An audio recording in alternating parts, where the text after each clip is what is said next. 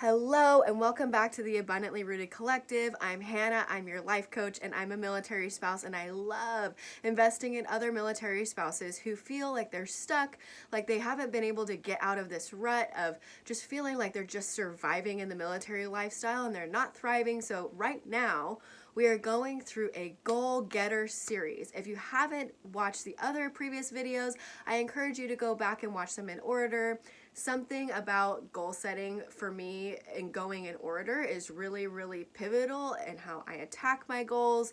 And I tried to break it up in chunks so that you could gain the most value, but also it's digestible, right? It's not too much information and it's helpful to see it kind of all laid out little by little. So today we're going to talk about our environment and how our environment really does affect the way that we go about planning our goals and also achieving them and attacking them. So I wanted to read you a quote that I found that is really, really cool. So I'm going to read it. When a flower doesn't bloom, you fix the environment in which it grows. You don't fix the flower. And the reason why I find that powerful is the fact that sometimes we don't realize what we surround ourselves with really, really makes a difference in our everyday life. And it really makes a difference when we are wanting to be successful and wanting to find balance and wanting to kind of limit our stress in our day. Environment is a lot of those things, right? Okay, so the goal is to surround yourself with peace, but also, and live a clutter-free lifestyle, but also living a life that is kind of relaxed, right? It's not forced. There's nothing forced about you achieving your goals. It's something that you do because it's easy. I want getting goals to be easier for you, not necessarily saying it's easy to commit to and follow through, because it obviously takes habits and discipline, and we'll go into that as well. I've just been burping a lot lately. I don't know what's going on with me. Okay, so the first area of your environment that I really want you to pay attention to is your home. For me personally, I decided a while ago to create room in my budget to invest in a beautiful home. And for me, that's like home decor. And a lot of my style is bohemian. So you see like these pillows in the background, these boho type of pillows. Those are part of it. I love throws. I love throw blankets everywhere, guys. I probably have 1,000 in my house, and my house is very teeny tiny. But I live in a little quaint house, and so because it's small and I don't have a lot of space, I've been able to kind of little by little put new pieces up that I just find really gorgeous.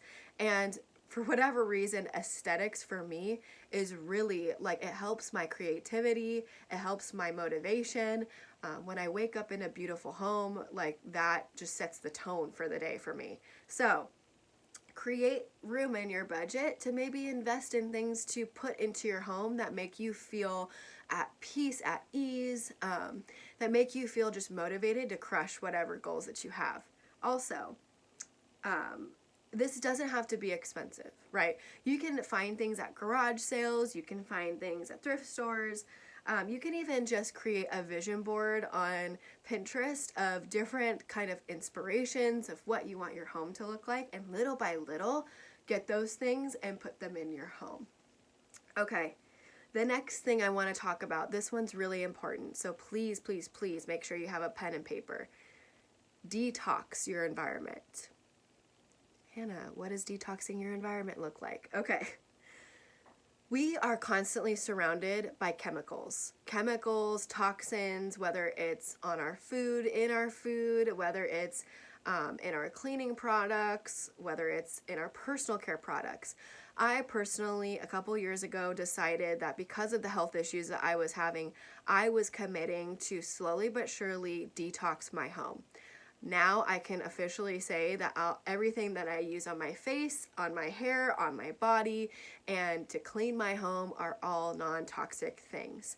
I honestly have seen such a huge difference in my personal health and in my ability to focus because I don't have all this brain fog from my body trying to process chemicals. It's a real thing. So if you're looking to do that, I have some tips for that. Maybe I can create another video of just about detoxing your home. But yeah, deep cleaning with really clean products, and also detox your social media and television. So I talked a little bit about this on my weekly goal setting video, the one that I uploaded before this. But take a day out of the week to be tech free, to not look at a screen all day, to not scroll through Instagram, to not sit and just binge watch TV. I mean, it's fun sometimes, you guys. I am guilty of doing this, but like, make time in your week to do that. Do that on a regular basis. And maybe you're following somebody on social media that maybe you are too invested in, to the point where they're an idol to you. Like, I want to be like them. I want to be like them.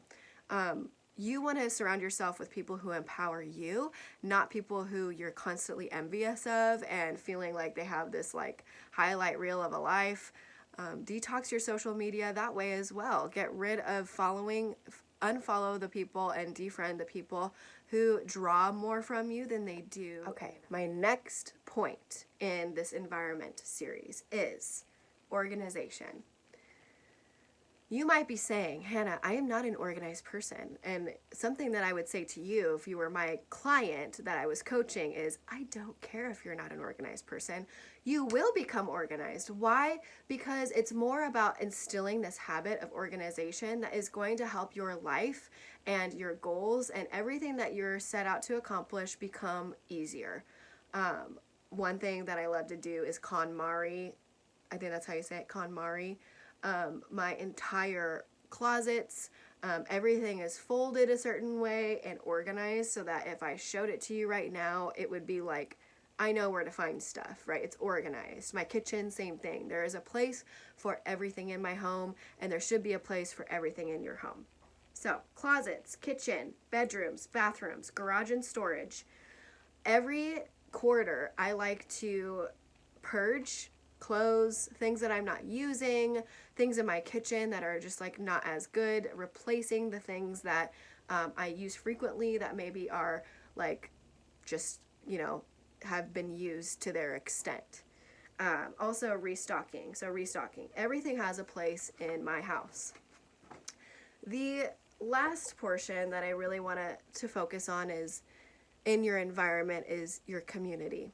Who is it that you're surrounding yourself with? And if you're sitting there thinking like, I'm an introvert and I don't need community, I like being by myself, that's a cop-out. You do need community. You do need to do life with people. We were created for relationship. And so I know that it can be scary to put yourself out there and to get to know people and to establish yourself in a community, but it can be really beneficial for you, for your social life, but also for your health, because you are surrounded by a support system. So really take an inventory of who you're spending your time with.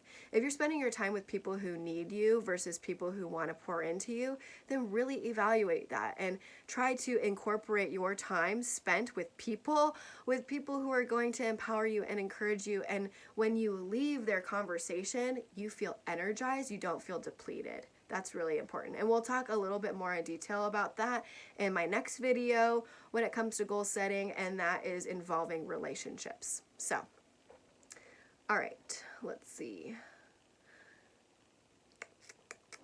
Yeah, I think I hit everything. So, your environment, it's important.